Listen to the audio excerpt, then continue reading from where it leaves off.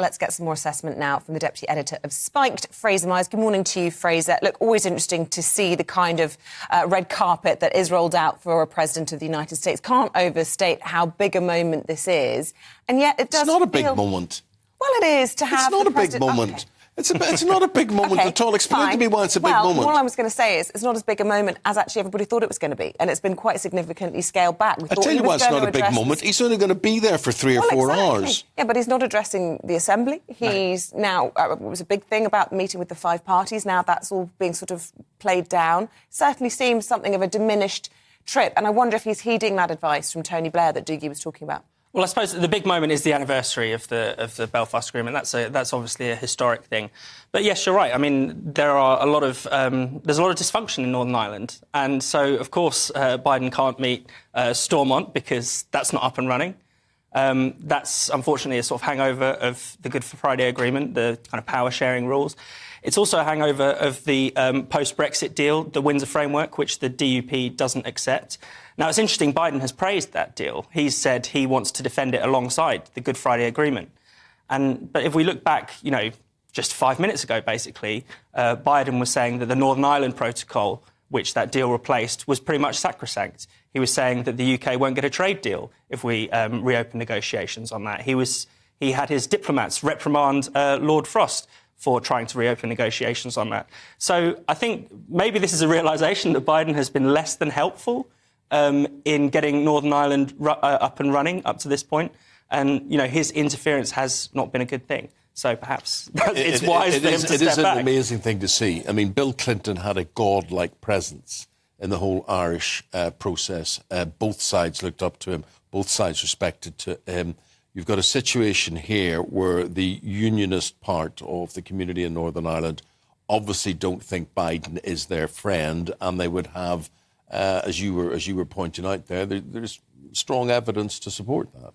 Yeah, that's right. And obviously Biden has made a big show of his Irish heritage. He's going to be going to Dublin. He'll be going to various other counties in Ireland, doing this almost sort of who do you think you are style tour, looking at his ancestors. But politically as well, he has essentially in these arguments, he's always backed the EU position, always backed the Dublin position, and hasn't had much sensitivity to the unionist position whatsoever. Well, what I would take offence to, I think, right, you come to Northern Ireland on the 25th anniversary of this historic agreement, the reason we have peace, the reason that so many fewer people die. There is trouble on both sides, extremist sides of Republican and loyalist sides at the moment. And he spends half a day there.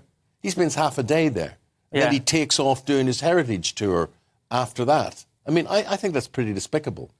I think he is both, I think, for personal reasons, more interested in exploring his heritage, but also he's thinking about the Irish vote back home as well. How so he's thinking about being re-elected. I think there's a lot of domestic politics in this, yes, and Northern Ireland. Yeah, you're right. I think it is quite insulting that it's a bit of a flying visit, for such a historic occasion. Fraser, can I ask you, since we're talking about what goes on in Washington as well, big meeting going on with the IMF, shocking forecasts from them in relation to the UK's growth this year, but also interesting to see Jeremy Hunt, our Chancellor, over there, the Governor of the Bank of England, also over there. Real concerns about a possible new banking crisis. Yeah, and those concerns are very legitimate. I mean, in the past couple of months, we've seen the collapse of Silicon Valley Bank, which was the largest, one of the largest banking collapses in America for decades. We've seen the collapse of Credit Suisse in Switzerland, which was taken over by its nearest rival. Now, there are specific reasons why both of those banks failed.